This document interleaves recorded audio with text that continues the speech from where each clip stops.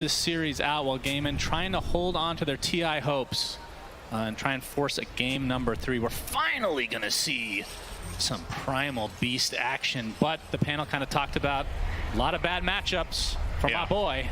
Talk to me about it. Yeah, so Clockwork is already a little bit of a tricky one to deal with because you're a mobility-based hero, right? As Primal Beast, you really need to move around and navigate the fight, and you have an ability that gives you a lot of armor, but in the way, like Clockwork is 90% magic damage, he has a lot of ways of interrupting your movement with cogs, with hookshot, battery assault is annoying, and you have Pango ult that's going to be annoying for you. You have Ice Path that you need to navigate around, Viper Strike, and then the final last pick that OG get, which kind of reminds me a little bit of what they did in game number 1. They picked this Faceless Void, so if the Primal is going off lane, he's going to be playing against Void, which is one of Primal's worst lane matchups. You can just time walk away from the trample. And if he's going mid, he's going against Pango, who can just swashbuckle away from the trample. So they kind of cover their bases here where they see GAIMIN Gladiators going for a top tier pick, and they just make sure there's nowhere he's going to be truly happy to play. So it's a very disruptive way of thinking about drafting that not only do their heroes make a lot of sense together, but there's one singular hero in the enemy team that you're really just trying to make miserable, and that's going to be Ace. So curious to see how he performs in this game. I think it's a very, very difficult Primal game. Yeah. What about the other heroes, though? We have Lifestealer with the Infest Bomb potential into the Storm Spirit, which was the last pick from GAIMIN. The Storm pick was very good, for sure. So see if they can execute properly in the mid game. Try to get some pickoffs here onto OG. How many Midases can see this game from OG? I don't think BZM usually buys Midas on Pango, so I'm gonna go out on a limb here and say 0. 0? The Viper Midas. Maybe Yuragi will buy one, wouldn't he? Yeah, I mean, Faceless Void buys it from time to time, right? So, and Amar buys one every game, so I think it could be 2 still. Yeah, I mean, it's possible. It definitely could be. And on the side of GAIMIN Gladiators, yeah, Lifestealer, probably the only one who would ever buy it, really. If you buy Primal Beast Midas, you're playing the hero wrong. I'll go out and say that right now. Maybe he needs it real bad this game because of the bad matchups. I think that's not a good look. I mean, what kind of itemization can you go for Primal Beast to try to mitigate, like, the counters that you're going up against? I mean, you obviously have to get BKB, right? That's every game. Yeah, no, but you have to get it even more this game. You have to get 2 BKBs this game. Oh, so a refresher. Okay. But you don't have mana for that, so you need some sort of item to give you mana. So you're going to hope that you find... All right, give me the full list of items that will allow him to have double BKB. Is he getting the robe or not? Let's just say everything goes his way. Okay, BKB phase boots, robe, refresher, and then is wand enough? I don't actually know. It's probably close. I don't know. His mana pool is atrocious. That's Taiga taking pretty heavy damage in the bot lane here. Dyrachyo pops the rage, take off those poison attacks. I mean, he could also go BKB refresher and 6 mangoes. Okay, sure, that sounds a little less than ideal. He has 3 of them already. He's halfway there. So he just needs to not use them. He almost has his first major item, 6 mangoes. Maybe if you could get the mango tree, then it would be possible. Oh. Right, then you don't have to buy it. Missed that so much, Misha. Onslaught with the trample, lots of damage. I mean, you talked about how Yuragi can deal with this, but what about Jakiro? Yeah, Jakiro is not particularly good against Primal in lane, so Misha definitely has to be careful about positioning. One of the upsides to Jakiro over certain other supports is it has pretty high base HP, so getting the full kill is difficult, but you put a lot of pressure and you do economic damage. Jakiro's probably going to have to buy salves here if it keeps getting pressured. But yeah, it could be better, it could be worse. There are certain other supports that absolutely get bodied by Primal, and Jakiro is not really in that category, but it's also not the greatest. We are many minutes away from this happening, so I don't know why I'm bringing it up now. Tier 5 neutral items? No, actually, for once, you're incorrect. I can't believe it. Well, I'm bringing this up because I know you're such a big fan of Clockwork, but seeing the Aghanim Scepter at this tournament, it hasn't been picked up as much because it's a lot of it's support and you have to get the gold, but when it's picked up, it feels impossible to play against a lot of the time. Yeah, I think the biggest upside to it is just the vision, right? If you're playing support Clock and you just spam out the rockets in key moments, you get a lot of information, which is very powerful. I do think in this game, Taiga is more likely to go Force Staff, though. I just think it's too good to not buy. You're playing against Lifestealer, you're playing against Primal Beast. Oh, Taiga, by the way, taking some hefty damage down here. We'll be fine, though. Yeah, has to be careful with that Ghoul Frenzy, of course, level 1. Very important spell for Lifestealer. I mean, unless they see incredible value in getting the multiple rockets, I think the best Clockwork build in this game is probably Force Staff Lotus. get the Lotus against the Global Silence for any teammate of your choosing so you can save them. It's a great way of countering Storm Spirit because he can't really Vortex unless he BKBs. And the Force Staff, just amazing, right? Primal, Lifestealer, even Storm. If the hero at least turns around before they get pulled by Vortex, you can reset their position pretty well. I'm going to trade again. It could be very annoying as Dyrachyo has to pop the old rage and just walk out. I mean, from BZM's perspective on the Pango, when you're going up against the likes of, like you said, the Global Silence, which can be really annoying. What's the yuragi? Oh, the trample. He has time walk again. Though. But what kind of itemization for BZM? Are you having to go BKB at some point? We used to see Lotus Orbs back in the day, but that hasn't really been as much of a thing for the mid Pango. Or you're relying on your team to get the I kind of like Diffusal here still, right? Well, you're going to go for that regardless, right? But like, yeah, after Diffusal, I don't know, is BKB enough? Accelerate? Yep. That's going to be first blood for Amar. And Dyrachyo has to be careful. He's going to pop the rage, though. This bottom lane got basically twice as strong when Taiga hit level 3. It is such a huge turning point for Clockwork's ability to play offensively.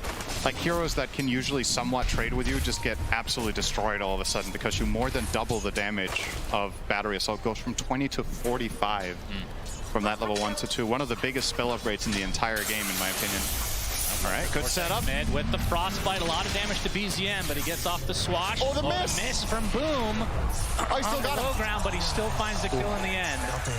Very close. That was very close to being extremely unfortunate for Boom. If Taiga had enough mana for Cogs, he might have actually survived there. They find the Jakiro. They get trampled down, and yuragi gets off the time dilation. He's not going to be able to likely find a kill unless he gets a timely bash here on Any bash? Any bash? No. No bash. This reminds me of when I play Faceless Void. Okay. Give me the deets. I think sometimes it's tempting to not skill time lock because it just doesn't work when you're playing the hero. I understand why other players skill it though, because it's really good on them. So. Yeah, so it seems. Yeah. But BZM in the mid lane, 36-5 versus the 28-6. Despite that death, was ahead of the CS. But we can see on the net worth essentially even, all things considered, as he is now level 6, so the Rolling Thunder available. I mean, from the Storm Spirit's perspective, Hearing an onslaught. Total miss there. Yeah, he does take down a lot of trees, though. That's true. Is that one of the predictions for this game? No, it is not. So. Those are my favorite, yeah. I missed the community challenge to kill trees. Dyrachyo needs to be careful here. Has the phase boots, which is very, very useful against the Clockwork. Yeah, Tofu gets up the last ward, but BZM with the Rolling Thunder. Oh, nice juking from Tofu. Fancy footwork on, though. I don't know if he's going to hit him a second time. No. Tofu definitely has his dancing shoes on as he's able to only get hit once. I believe this is what some people refer to as NA driver. That's what that made. Accelerate. He's going to get soloed down. Amar actually gets credit for that kill. And now the Viper Strike onto Dyrachyo, attempting to TP out. Oh, he dies in the fountain. Oh, dear. Very unfortunate sequence of events for GAIMIN GLADIATORS in this bot lane. That feels awful. So he's going to have to make the walk of shame. And, I mean, do you have to go to the jungle? Because obviously Viper Strike, now that that's online, very low cooldown. It's not only that. Amar's going to be level 7, and you just cracked level 5. This bottom lane is over. The problem is, Lifestealer jungle is pretty slow, and you can at least still somewhat sustain yourself down here. And I think if you leave Maiden down here, she's just going to get dove non-stop, right? Yeah. So you probably kind of have to just go there and pick up the pieces and get what you can. But yeah, Amar with a complete dumpstring in this lane now. 1,400 net worth ahead of Dyrachyo 8 minutes in. Effectively 300 more GPM if you think about it that way. That is,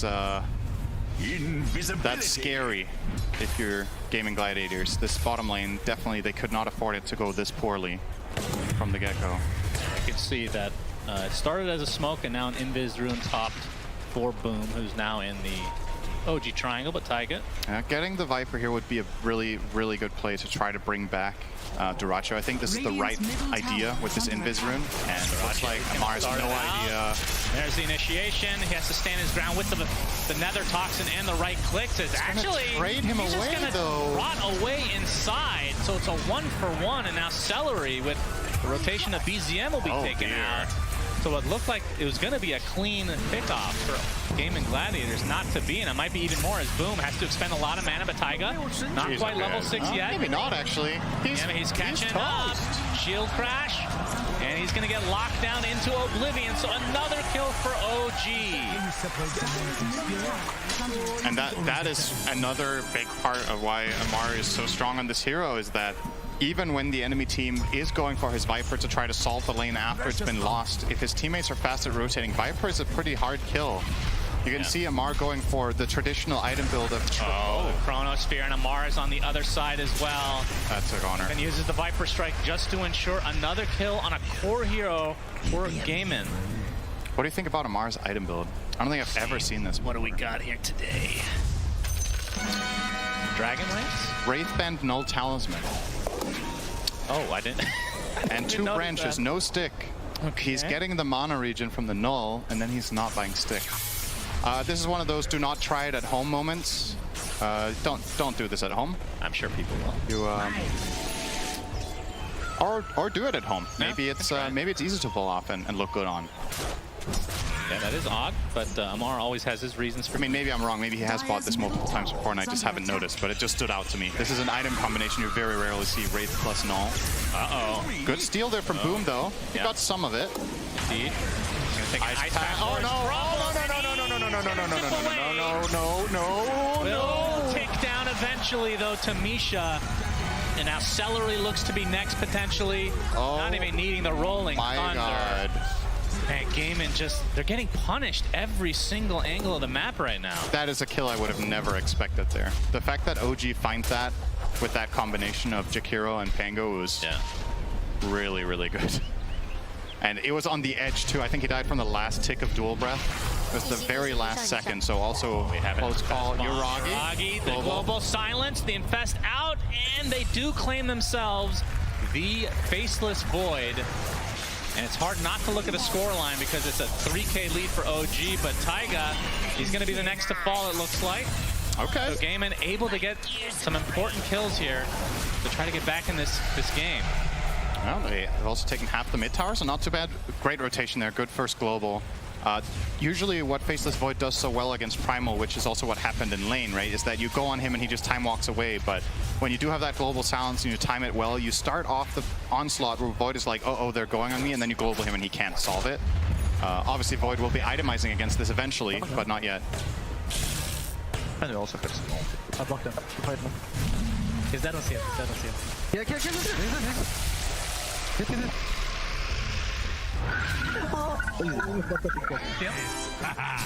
All right, some laughing, some gibberish a little bit here and there, but worked out.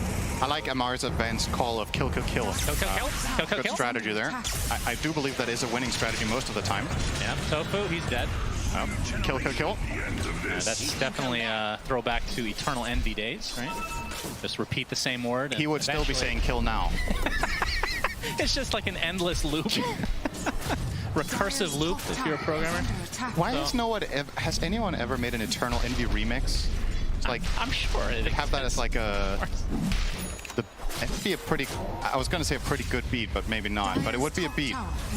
I've actually seen one for sure. You have? Yeah, you can just Google it later. Yeah. But OG with I will definitely do that. Ace and company in the driver's seat right now. I mean, what does GAIMIN need to do?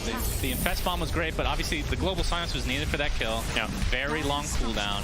They have global again in 10. I think you make another move like that. Okay. So just do everything off the global cooldown. Not everything, but you need to use global. So whenever you have it, you should make a move, and when you don't have it, you maybe need to be a little bit more creative with the plays that you make, but when global is up, there's just no excuse for not finding a big pick, and it's going to happen right now. They're going to spawn him. He swashbuckles to the creeps, which actually gives him a little bit of extra space. But there, he's going to get silenced and eventually brought down. It cost Boom every it did, but he dodges the hook shot. He's going to be spotted, but I don't think they can close the gap in time. The ice path just barely not in time. And that is why Taiga's nickname is What Can You Do? Sometimes you just miss. And Dyrachio focusing on the tier 1 tower will have to rage away as the rest of OG have come in. And they've brought this back for sure. I mean, That was a Span of very couple fortunate minutes. swash, to be honest. Like, Yes. that play got so much harder than it had any business doing because the perfect timing of the swashbuckle as Storm was jumping, and he had no way of knowing that. So, just pretty fortunate there. But also, again, Boom at least getting away from that is really great news for him. He's closing in on the Witchblade. Maybe he can solo Void with that plus global? I think, because Void treads Midas, right? Like, Yuragi is very far away from any defensive item that's going to solve the global. He's probably going to go Manta after the Maelstrom, I would imagine, or BKB, one or the other. But until that point, I think Storm has his number. And they could even kill him with an Infest Bomb, I think, without global, as long as they have that Witchblade.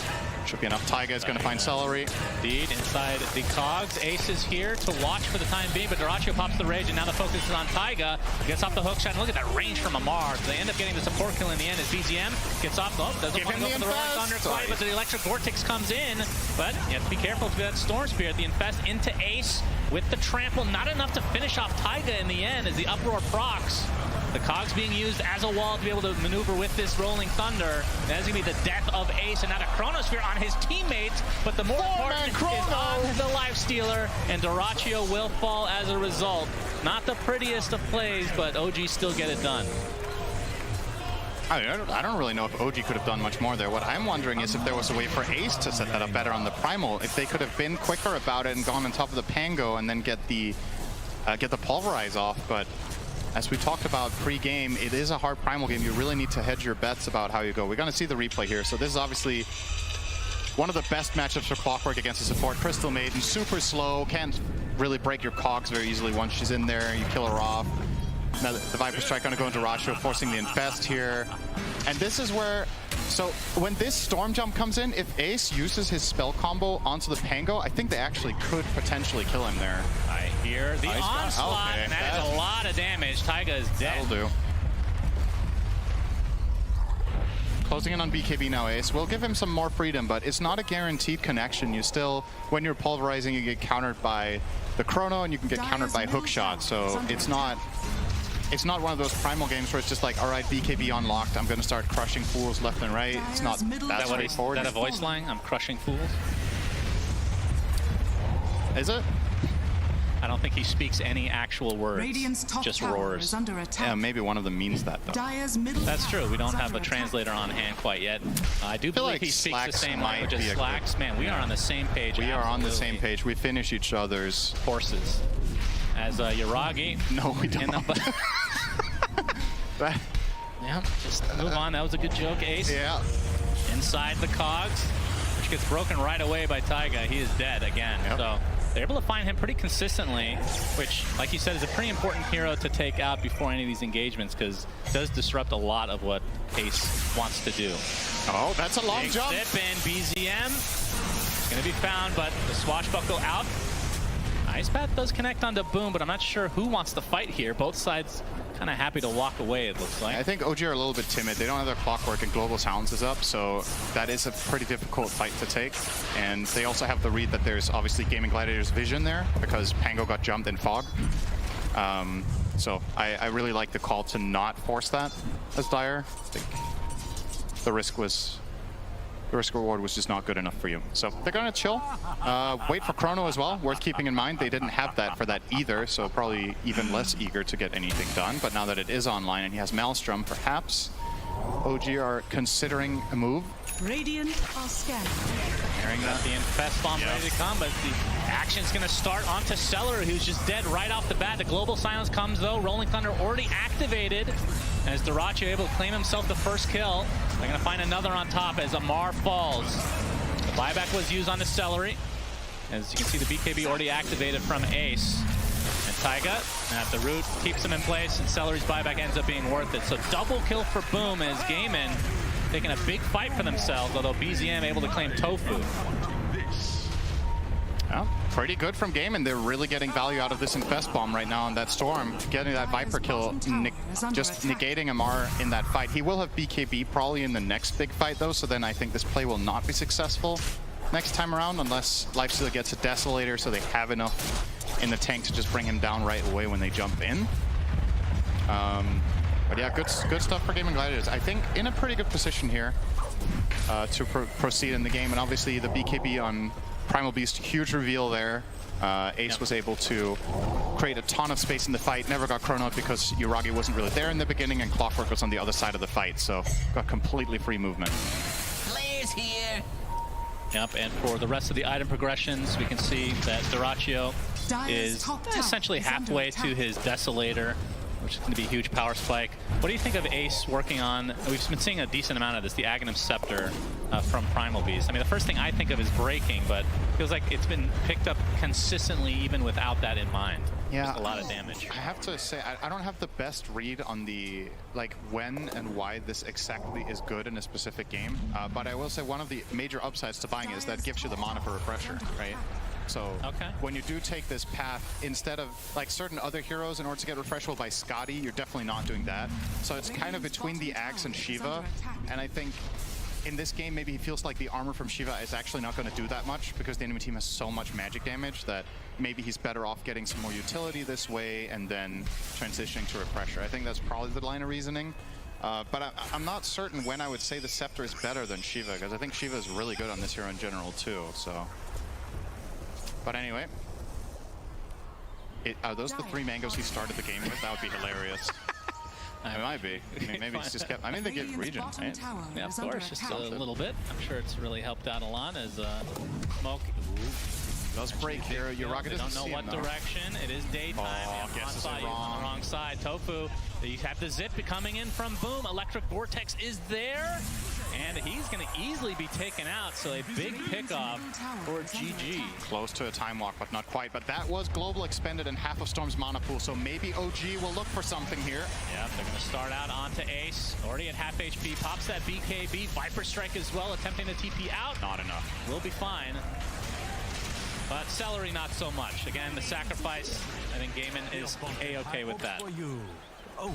That was, I want to say, about 1/10 of a second away from a Primal Beast kill, because Taiga just barely couldn't get on the other side of him to cog him for the knockback stun.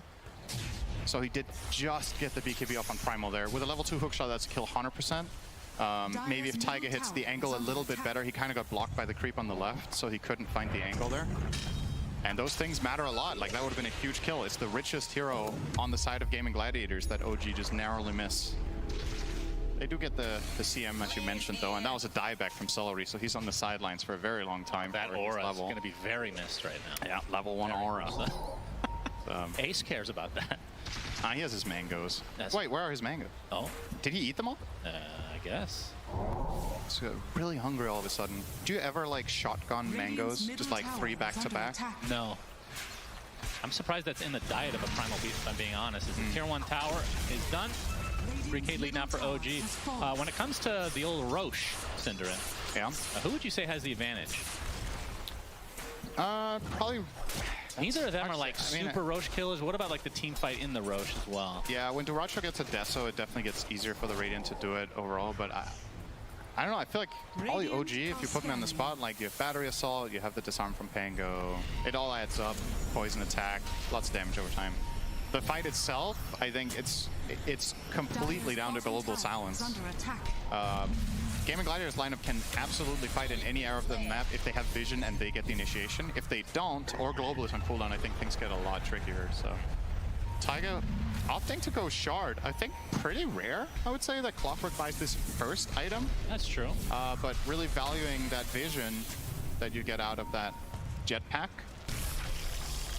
I generally consider Force Staff to just be a better item than this, because essentially a lot of the times that you use Jetpack to escape, you could do it with Force Staff too. But what Force Staff also offers is it gives you more mana and you can use it on allies. But obviously the thing that it doesn't give is the flying movement. It's the flying movement. You don't get a Jetpack. And it doesn't give style points, right? And style points are pretty important on the TI main stage. Yeah, absolutely. Generally, the less you care, the better. So Amar's the kind of player you want. Yeah, that's pretty accurate, actually. I mean, there was a lot of questions when they were at their first LAN this year. How would they react? Because they're very good online. It's literally the same thing, right? But then they had an interview with the coach, and he was like, I guess we'll win. And everybody was so inspired, they won the whole event. So can't blame them. This Rocket Flare will show that the Roche is being taken right now from GAIMIN. You can see OG not that close right now. They're going to smoke up and try to contest, but this Roche is going down. It seems like the purpose of this from Gaming Gladiators is to bait a fight. I think they know that they're not going to get it in time. Yeah, they back out for now. So what already uses the hook shot comes in, will connect, but there's the global silence into the pulverize. So it looks like Taiga will be the first to fall. Gets off the cogs. Oh no, BGM stuck inside the cliff essentially. Again, after the shield crash, finally finds his way to the high ground, and Celery will be the first kill on the side of OG, but the buyback now onto the Jakira. But there we see Yuragi with the Chronosphere, all on the lifesteal, and he is dead. 50 seconds of no Duraccio, and that might mean OG gets Roche, but we'll see. It is only a couple kills, but again, the lifesteal is the big one. The fact that OG come out of that after the with worst that result, thunder. like double, he went from stuck to stuck with Rolling Thunder. Like it happens. They're gonna see the replay here of it. So good global, in my opinion. I think they have to kind of combo break here and get the Clockwork out of the picture immediately, so they get a numbers advantage. But that Panga roll and then. This hero has some of the funniest moments in the game, but they were still okay. It's painful at times. Yeah, Roche, very low. It is low, but the hook shot onto Ace, and it looks like Yuragi is going to get the Aegis, no problem. Ace now cannot get out of the cogs easily, and as a result, OG pick him up. And now they're going to continue on. Boom. Pretty low on mana, but BZM pretty low on HP. So they reset, being happy taking that first Roshan for themselves. Now they're sporting that 4K lead. And the global silences, I mean, they've been consistently getting kills, but in like a Roche fight, like that was essentially, they popped it, they killed the support, and the support just bought back pretty much. Yeah. Like, they don't stay dead very long in these. And if you're just getting a support out of the global silence, maybe not. This has been one of the biggest downsides of the hero for a long time, right? Is that when you play it as support, global is such a huge part of what your hero offers that if you don't get a big payoff, yeah, it's not the greatest. So I mean, given the circumstances there, if he doesn't global, I think that hook shot just leads to a really problematic fight for Gaming Gladiators. So he probably feels forced to use it, but it's like, I think that was a good global, but it was just because he had to. He doesn't want to use it like that. So. You want to, in this game, you want a global to kill Faceless. You want a global to kill Pango when you get that jump off. But you kind of have to kill them in the Storm Stun because Pango has the Yules into Blink and Void has the BKB. We should mention Tofu does have 4 staff and Celery's working on 1 for himself now as well. Yep. So just having these options for the cogs. Yep, you need that for sure. I hear Fest. Celery, but here comes the initiation from Boom. Look at the burst damage. Global Silence is there, but Yuragi pops the BKB and the Chronosphere. Trying to focus down Celery to start things out. They'll get him relatively easily. Now Duraccio gets destroyed. Misha gets credit for that, and Boom able to zip away. And Taiga, no hook shot here. So Boom is fine, but the initiation from GAIMIN looked good initially. Not able to find themselves a kill, though. And that was still either way on an Aegis holding Yuragi. Yeah. They didn't have Ace as a part of the play either, right? So they were lacking that bit of damage and teamfight control that Primal Beast offers. But sometimes it is like this, that Primal Beast either, I'm not sure if that exact moment, if he was pushing out bottom, because if you're all 5 heroes missing all the time, your plays get really telegraphed. Sometimes you have to show a core to give the enemy team the chance of getting out of position or feeling safe when they're not. So it's understandable that Ace is maybe showing here bottom, but it's just a tricky situation when their lanes are this pushed in bottom and mid. Like you gotta take care of that when you're making the play as well. It's hard. And OG's counterplay just again proving to be too strong. Yeah, Yuragi, he might use the Aegis here. Nope, time loss, he's fine. And now a lot of mana missing from Boom. BZM. Are they actually that Rolling Thunder? Celery, he's going to be spotted and easily brought down from OG as Ace gets 4-staff action. Now the zip in from Boom. This is going to be an Infest Bomb. They're going to try to focus down Yuragi. They get him. That's life number 1. But the Storm is already dead. You can see the Uproar Aghanim Scepter from Ace doing massive damage as he secures himself a double kill. But now all onto Duraccio. Gets bashed up, gets brought down, and it looks like Ace is next on the list. Pops the Uproar one more time. Oh, he actually gets a nice polarized triple kill for him. And oh my god! Ultra kill, and then eventually brought down to Yuragi's hand. How the hell did he get an ultra out of that? Man, I love that Aghanim Scepter. I have to say, it's kind of winning me over right now, that X. I mean, in Aghanim's Labyrinth, that's the hardest parts. And that was a pretty strong fight. He did more damage than his entire team combined in that fight. Absolutely. That, I mean, that is an issue, right? Because you're losing the lifesteal and the storm pretty early in these fights. You see the replay here. Yeah, so Maiden dead straight off the bat. And that's a very nice use there from Misha of the Psychic Headband to push the Primal Beast away a little bit and buy some time. This'll come in handy. This connection is super good, though. Really isolating, killing Viper. I think he had 1 second cooldown on BKB there, by the way, Amar. So could have been a very, very different outcome if that had happened 3 seconds later. Oh, here we go. The uproar is going to feel real good. Oh, yeah. Into the pulverize. A hook shot into live. Taiga. BZM is here to try to help. It's disarmed there. And GAIMIN just disengaging a bit as, okay. Celery with the freezing field just wants to hit the R button this game. Understandable. Pretty hard game to get that off, honestly. Yeah, if he doesn't use it, I think Taiga was actually trying to bait. He still had stick and mech ready. Wasn't expecting the freezing field damage to pop off there, I think. Wanted the Storm to have to zip to finish the kill, and then maybe they could have made a counterplay. Not worried about it. What do you think of open wounds being picked up? Like an actual person. Oh, yeah, a lot of times, a lot of times lifesteal you get it off of Roche. I mean, against high HP targets, it's extremely good because it's percentage based for each proc. But I mean, they don't. I mean, the strength here they have is clockwork, so a little bit odd. I guess it helps him stay on top of targets and Some extra lifesteal. He becomes a little bit less less dependent on Storm Spirit constantly. I think for the most part in these team fights, Dyrachyo has been kited really hard. We've talked about all the counters to Primal Beast. They're counters to Lifestealer for similar reason, right? Viper Strike, Cogs, Hookshot. If you have this shard, maybe you can stay on top of a target or at least reconnect on them later in the fight. It's a relatively small price to pay for the opportunity that it could offer you, right? Dire's bottom tower is under attack. But yeah, obviously you would rather get it from Roche, but that has not been happening for Game in this game. Yeah. Yuragi, Hook shot. Taiga finds Celery again. he still doesn't Mar have is in force. the area to help finish the job. So support kill as Boom. He's going to be seen here from Misha, but pretty hard to catch that Storm Spirit without either. I mean, they have Ice Path Chrono and Hookshot. That is quite possibly the worst Gauntlet challenge I've ever seen. You get Hookshot by Clockwork, isolated, and you don't have Force Staff, and then you challenge him to a duel as Crystal Maiden. I think you cannot use the Gauntlet any worse than that.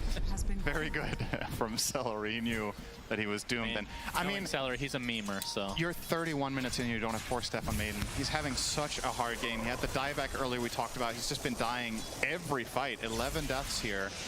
And it's... Oh, we got the zip in onto Amar. Dyrachyo. Well, the BKB from Amar. He's going to try to walk away, and the rest of his team is here. The bash comes out of the swashbuckle, but now the global silence in retreat for GAIMIN. But the Yule Scepter, Boom, out of mana, and brought down again. OG punishing everything that GAIMIN is attempting here in this game number 2. Amar's just so tanky. This is his standard Viper build. He tanks up. Dragonlance Scotty. 3k health, 25 armor. Lifestealer doesn't have the damage. Yeah, Dyrachyo, he's gonna be jetpacked on, and the bash comes out from BZM, gets off the open wounds, but it's not gonna matter. He is caught out. And 2 big kills for OG, as they can try to extend this lead now. Of course, Roche, we won't know when he'll spawn for the next 30 seconds, but they do have very good presence on the map, does OG. Yeah. And Silencer's early efficiency is really starting to fall off now, right? Because this is what usually happens with the hero. Enemies ultimately get the gold to counteract your global. If you're not very farmed and have a refresher yourself, you can't really offer the same dangerous utility in the fights you could before. Or you survive until you get tier 4 items, and then half of them will dispel global silence. That doesn't help either. But Silencer has come back into the meta after a long drought, primarily because one of his biggest weaknesses in the past was his laning stage just wasn't as good as it used to be, and he got buffs in that direction that a lot of the times makes it worth it, even if because global is an incredible ability for a decent portion of the game, and the downside isn't as significant as it used to be with the laning stage. But now we're reaching that traditional state of Silencer that happens pretty often in this kind of game where you feel like you're one button more or less and you need to use it perfectly. Man, BZM has the hard dream spell to use right now. He's got Ags, he's got Shard. He has the 2.5 second shield crash talent at 15. He is doing a lot. He even has the Brigand's Blade, tier 2 item that he's going to still hold on to because it's that good on this hero. He's going to do a lot of damage in these fights. As long as he's able to get off the Rolling Thunder, he is going to be very fearsome. Under attack. We have smoke from both sides. As Boom is being, he's infested on right now. Radiant's top tower is. I mean, we should say one downside to infest bombing, because that used to be the way to play this Storm Nyx combo from back in the day. You're not getting the HP benefit, really. Like, it's not a save. We've seen that from the group stage, how powerful that can be. That's true. Yeah. If you're always engaging with infest, it never does anything else than that, right? Yeah. I will say, though, the way these fights have played out most of the time, I don't know how much of a save it would have really been. Probably I think most of the time that OG isolate them, they're kind of just in trouble regardless of an extra 500 or 1,000 health, however much it is, depending on level. All right. Okay. Well, they are going for the old Roche. It's already at half HP. And I don't think OG's going to get here in time, so this is going to be a nice sneak. That is really, really important, actually, for GAIMIN. Dyrachyo regretting buying his shard now. Although Boom will take it, that's a very good one as well. They put the Aegis on Lifestealer, not on the Storm. Generally considered one of the single best Aegis carriers in the game because of that full mana pool you get back, but... That is interesting. I don't know what the logic is here, because a lot of the time when you put Aegis on Lifestealer in this like Lifestealer Storm combination, it's because Lifestealer is going to go and hit high ground, right? That does not seem possible in this game right now. Yes. I think you have to find team fights, and that's where I like it more on Storm, probably, so you can play more YOLO, just jump in, expend his mana pool, get a second life, and try again. Because as it stands, OG's heroes are just getting so damn tanky. Viper with the 3k health as we've covered, you've got Greaves on clock.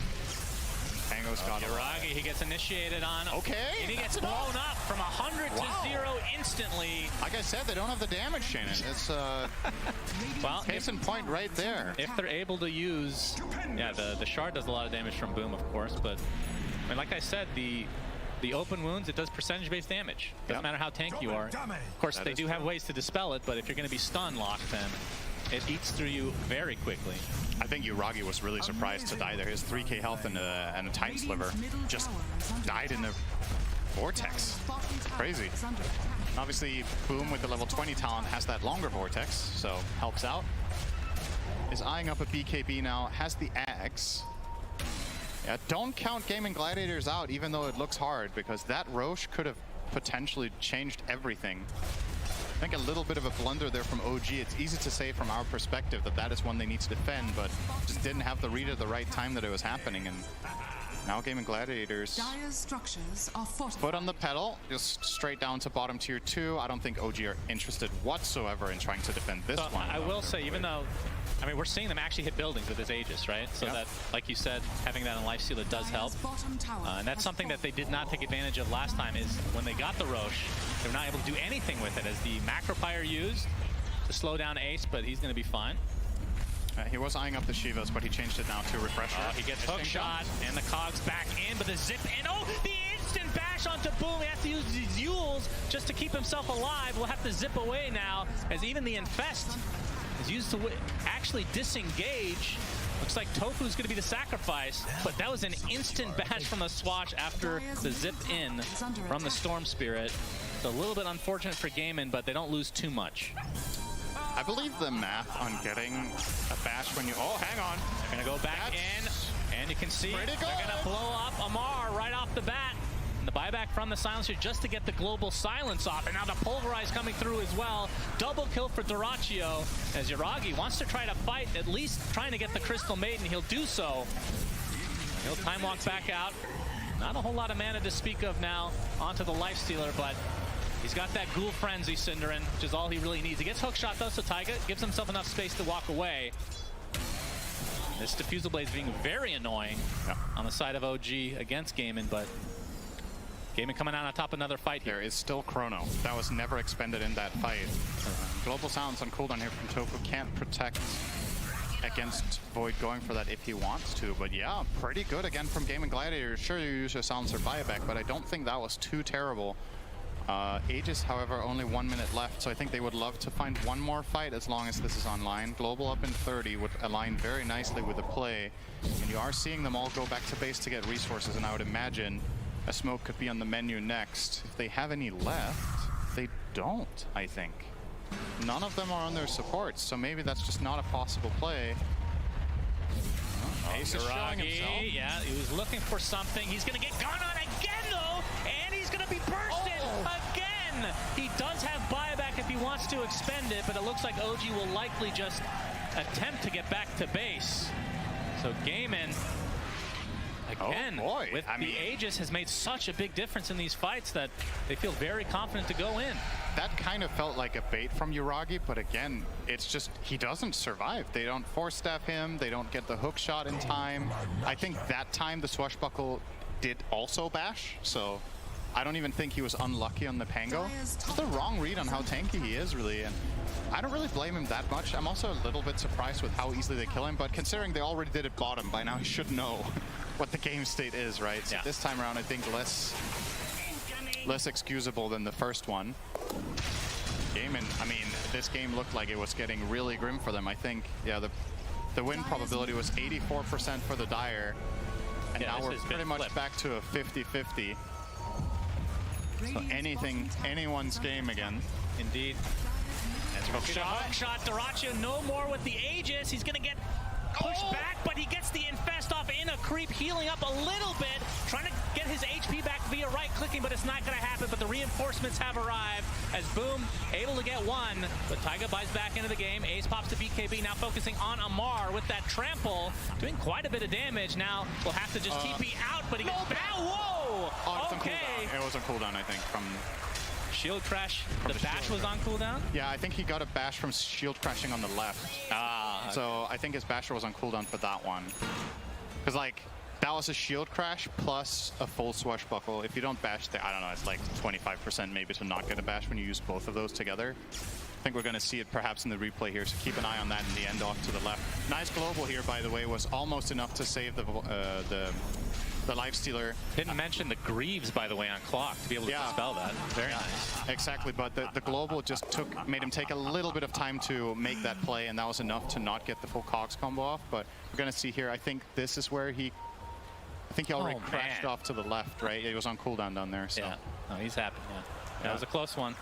Dyrachyo not too happy with that death, though. It seems like both carries are a little bit too far forward. Like maybe each team needs a Lotus Orb or something like that to maybe protect a little bit from these jumps.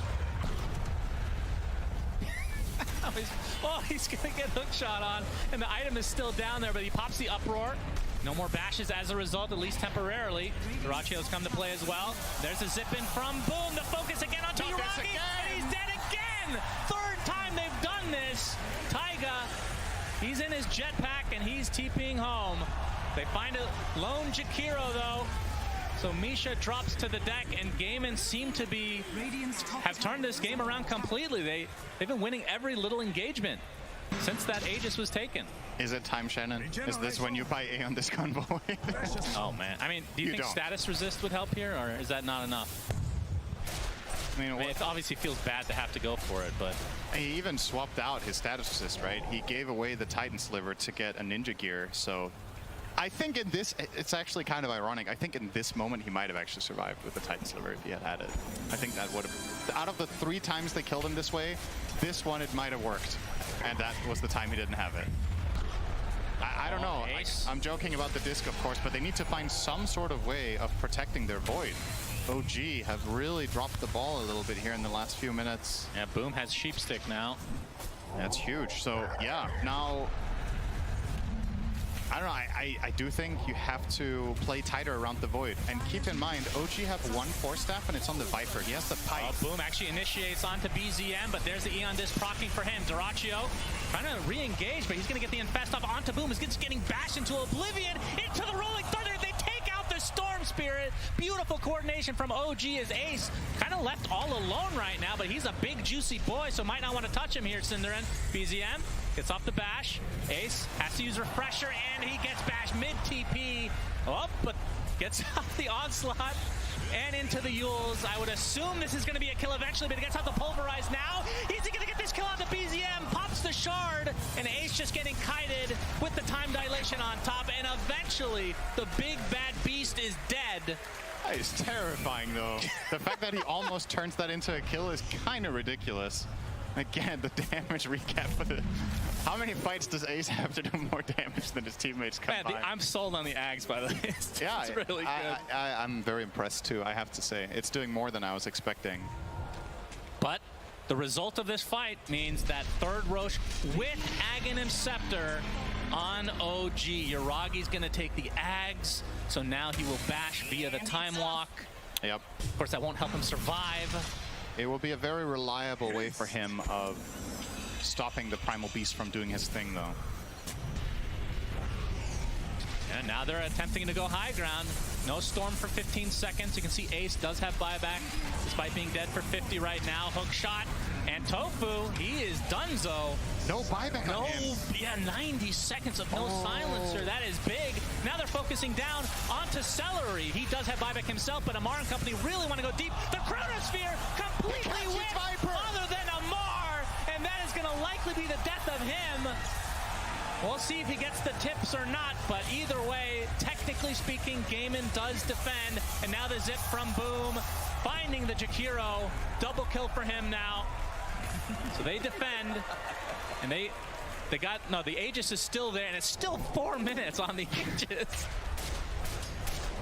And full buybacks here for OG as well, but that did require 2 buybacks on GAIMIN, so it was costly, Synderen. And a helpful Chrono. Yeah. That's unfortunate. I mean, you can totally understand why he's going for that Chrono. If it lands, we're going to have the replay here. So I really like this engage first off from Taiga. There's a 1 minute cooldown and Silencer's buyback. I think OG have track of this here, so they know it's a high impact kill. They find the Maiden here.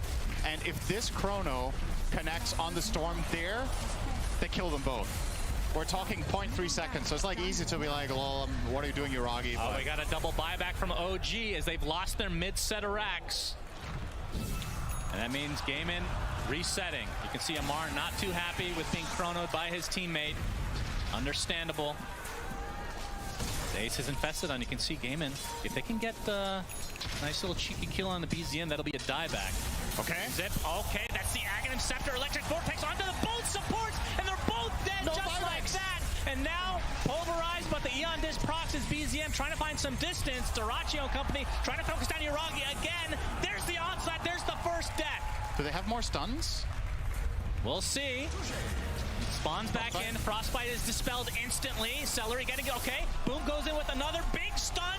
The Yule's keeping BZM alive, but this might be the death of him. Gets off the shard and the swashbuckle. He's alive, but there's the onslaught again. Are you serious? BZM still lives. That would have been an enormous kill just based on not having buyback anymore. Oh my god, I can't OG dodging a bullet. That. My goodness. Yeah. Such a great initiation from GAIMIN Gladiators, all set up by that offensive observer ward that they had in the base, seeing both supports.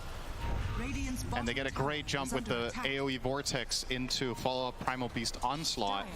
But still, in the end, I don't know if the backtrack gods were helping out the Void there as well to delay this maybe a little bit further. But look at that beautiful engage there. Easy double kill there.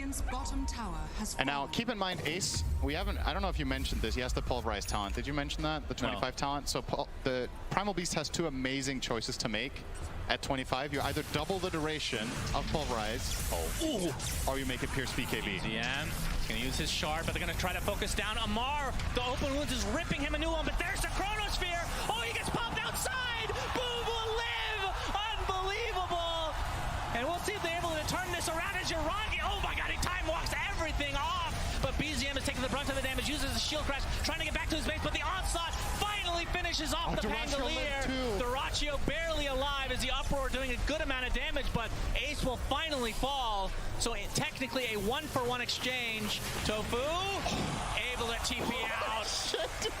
Everything is so close. Everything is literally like 1 millimeter getting bounced out of the Chrono, 1 millisecond on the TP, everything just tooth and nail I thought OG might have lost the game there, honestly. Yeah. Like, when he gets bumped out of that chrono, I think Void was on 5% health and got time walk off. Like, so close Yes. to both sides. You're going to see everything here. So that rolling thunder is now going to be on top of Boom. There's the chrono. My so now he gets God. bounced out, gets Unreal. force theft, and now Unreal. Yuragi is going to drop super low, backtracking some of the damage. Yeah, just Time some. in and out.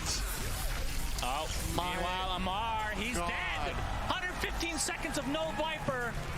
Big kill for GAIMIN. Was he just out solo pushing mid? Yes, His teammates were too far away to help him. He does not have buyback. that might be it. And Pango's dead as...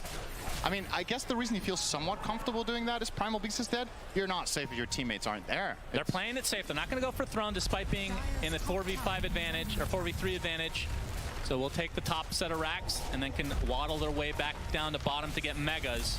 But still so much time without these heroes. But here's the initiation. Global silence, but the instant BKB. But now the bash applied to yuragi. Now trying to focus down Durachi, who's going to have to time walk out. And instead, they're going to lose Taiga. Does have buyback, though. Yeah. That's 2 sets. Dire's top Now to the bottom lane they go. Still 30 seconds until their Primal Beast is back. I actually think OG had to try for that. If they don't do it, they lose the lane for free and the play just happens bottom instead. Now they have a buyback play, potentially, with a 10-second cooldown on Chrono. This is defendable because Ace is dead and Pango is spawning. GAIMIN actually needs to be a little bit cautious here, but they don't know necessarily what could be coming their way right now. Nice rage reaction on the ice path, though. Bash. Gets bashed inside, though. Chrono is available. Yuragi. Not gonna try it. Yeah, reverse time walk back out. And you can Okay. see Amar obviously dead for 30 seconds. He's the one holding cheese as well, so that's an important item potentially that's still sidelined. But now it's a 5v4 until Amar is back. But they were not able to secure megas. And OG still have everything at their disposal once Amar is back online. Man, what? This is not at all how I imagined this game playing out 30 minutes ago. Like, no way would I have imagined that we were getting this. What a treat, though. It feels like every team fight has some sort of detail that means everything. Yeah, and it's always something very small, technically speaking, right? Like one key backtrack, or one hero getting pushed a little, or one perfect force stab. All right, the initiation onto Yuragi. He's going to get pulverized. Is this enough? It is, but he does have buyback available. The bash not enough to keep Boom in place. Big rolling thunder from BZM as the Viper strike now to Duraccio. He's going to get chronoed as well, and he's going to be brought down. He also has buyback, though, but that's the bigger kill on Ace, who does not. And he used Refresher, too, before he died, which I guess actually doesn't matter because he doesn't have buybacks. Thank you, Shane. Great analysis, as always, from Cinderin. As now OG, I don't know who's in the driver's seat. I don't even know. I feel like have they kept track of this buyback timing on Primal? Like, it's a minute away. Sometimes you don't have the exact timing, and it's like on a hunch, right? If you know for a fact it's not up, this is where you could push for barracks. And again, they do kill Yuragi, but this time in his own base with the buyback. Pulverizes are absurd. Imagine if Ace gets level 30. Yeah, so he has the other talent too, because that is just absolutely dirty. 100% pulverized duration that pierces magic immunity makes it effectively a 6-second single target stun. Yeah. That does AoE damage. Not too bad. And it lines up perfectly with your BKB duration, right? You pop BKB blink in, 6-seconder into a 6-second pulverize. Couldn't be better. Wind Waker. OG are not going to capitalize on this at all. Yeah. They can't. But they will have their eyes on potentially Roche, which we know it's going to be a while. The potential spawn time is already up, so it could spawn at any second, and neither team is scouting it right now. Obviously, OG will fire rockets there as soon as Taiga is up. They don't know yet. And I do think the crucial thing there is, sure, OG defend their base, and it is a pretty good teamfight win, but I think Void's buyback is worth more than 5k net worth. Like, I think if GAIMIN Gladiators lead was 10k before that fight and it dropped to 5, I still think I would consider that a win for the time being, because they have a clear way to victory now. Yes. Killing Void ends the game. I mean, look at the buyback situation right now, Simon. Yep. All 5 of OG have none. Yep. All 5 for GAIMIN have theirs. You just need any sort of good core kill, especially faceless, and I feel like you've got this one locked down. You also have a 9-second BKB on Boom. He finally buys it and has buyback. A very late game BKB. He got it minute 53. Okay, Taiga. Shot is that going to be the kill on the support? But there's a global silence. Boom comes in with a beautiful electric vortex onto 2. The support is already dead, and Amar extremely low on top. But he pops the cheese. Now he's taking the right clicks from Duraccio. But there's the Chronosphere with the Macro Pyre on top. Is it enough to take out Duraccio? It's going to be close. He gets silenced, so cannot rage, cannot use open wounds. But he dies and buys back. 3 dead for OG. No buybacks available, and that might do it. GAIMIN will have a free path to this next Roche. Yeah, they're going to get free Misha path too. potentially for the game. Misha doesn't have buyback either. Indeed. 4 dead on the sidelines. Misha is done. If they've kept track of the buybacks, they don't do this. So Gaming Gladiators don't actually know the game state here. This is 100% over if they just push. It's always very... Absolutely no way Void could defend this. Maybe they're just going for stats. They need Roche kills, Cinderin, to get their quest completed. Yep. Maybe that's a bonus that GAIMIN Gladiators, the org, will give them. The more Roche kills. We promised you would bring you the... Oh, we get to see Lifestealer, Aghanim Scepter, Yuragi. He's going to get punished. The sheep stick is there. Please use Infest on top of him. For the love of God, no, we won't. But it's a full team wipe, and GG is called as GG. GAIMIN Gladiators extend it to game number 3. What a game. I was not expecting them to come back, but no. That was it the second Roche? That, or was it the one first? they snuck? The one they snuck, yeah, they basically were won them the game. behind. What an insane